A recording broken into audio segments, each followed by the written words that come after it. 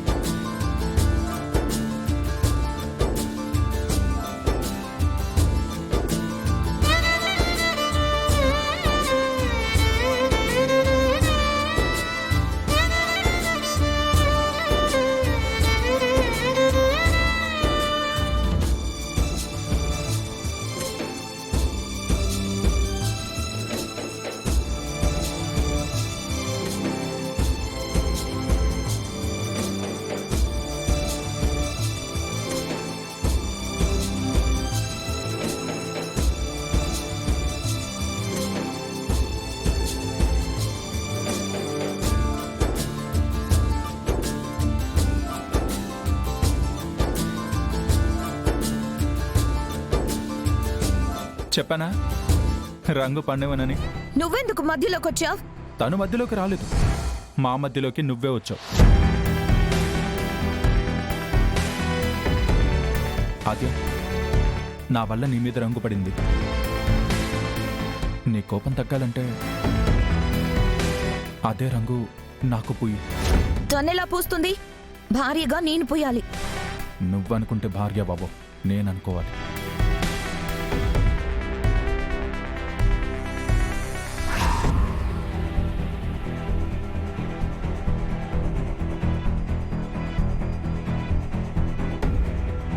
శ్రీను, ఏంటిది? వసంతోత్సవం. చారుకి పోయాలి గాని నాకు పోయడం ఏంటి? చారుకి పోయిన నీకే పూస్తాను. పూసాను కూడా. ఇప్పుడు నువ్వు పూయాలి. నేను పోయను. ఏంటి బావా నువ్వు నా ఎదురుగా తనని రంగు పూయమంటున్నావు? పూస్తుంది, చూస్తావా? ఆద్య, అసలు నువ్వెందుకు వచ్చావు? నేనేమీ కావాలని రాలేదు. అబ్బా, మంట! అయ్యో, ఏమైంది శ్రీను?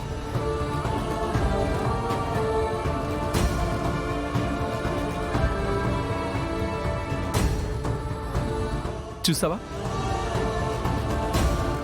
రంగు పూసావు. ఎలా పూస్తానన్నావు కదా, ఇలా పూసావు.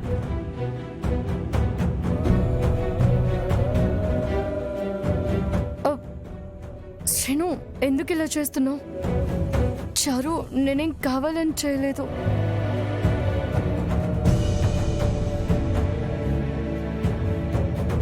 తననలా బాధ పెట్టడం కరెక్ట్ కాదు శ్రీను. నన్ను తను పెట్టే బాధ కంటే ఇదేం పెద్ద బాధ కాదులే. చూడాద్య, నన్ను తాకే హక్కు అప్పుడు, ఇప్పుడు, ఎప్పుడు నీకే ఉంది.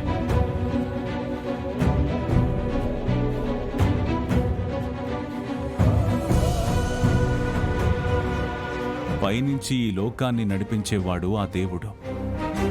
ఆయన చూపించిన దారిలో నడవాలి అనుకోవాలి గాని ఆయనే అవ్వాలని అనుకోకూడదు.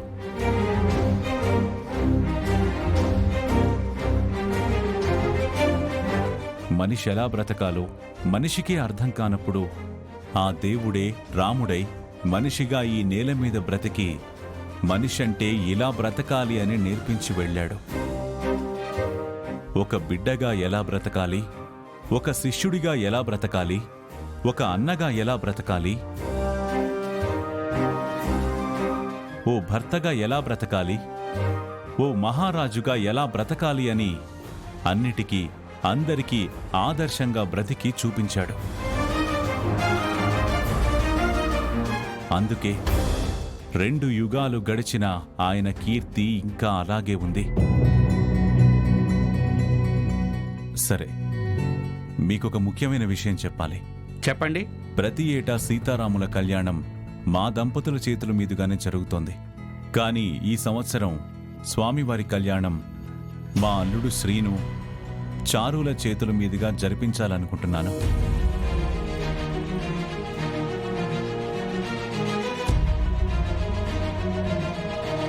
వద్దు మామయ్య, ఎప్పట్లా అత్తయ్య మీరు జరిపించండి.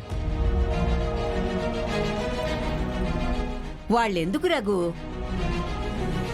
కొత్తగా పెళ్ళైన జంట కదమ్మా, వాళ్ళిద్దరూ ఎలా ఉన్నారు, ఎంత అన్యోన్యంగా ఉంటున్నారు అనేది మనకి తెలీదు.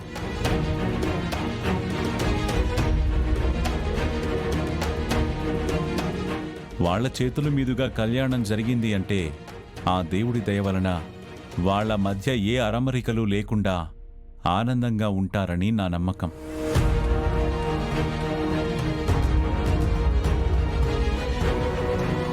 అది గ్రామ పెద్దలుగా మీకు ఎలాంటి అభ్యంతరమూ లేదు అంటేనే.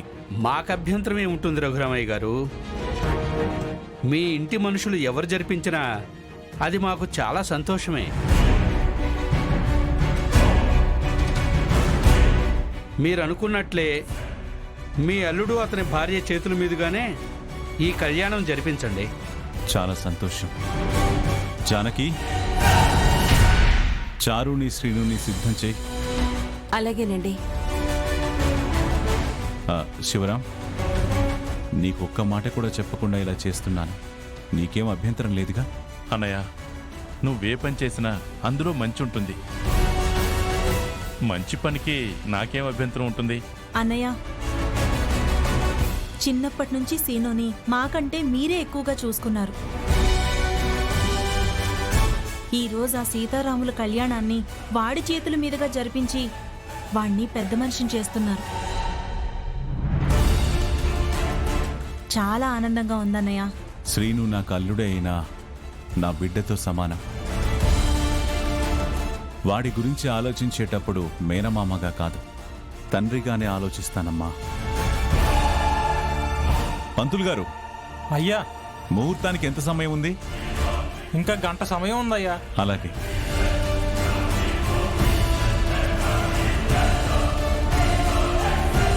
మీ అన్న వదిన చేతుల మీదుగా ఈ కళ్యాణం జరగకుండా చేస్తాను.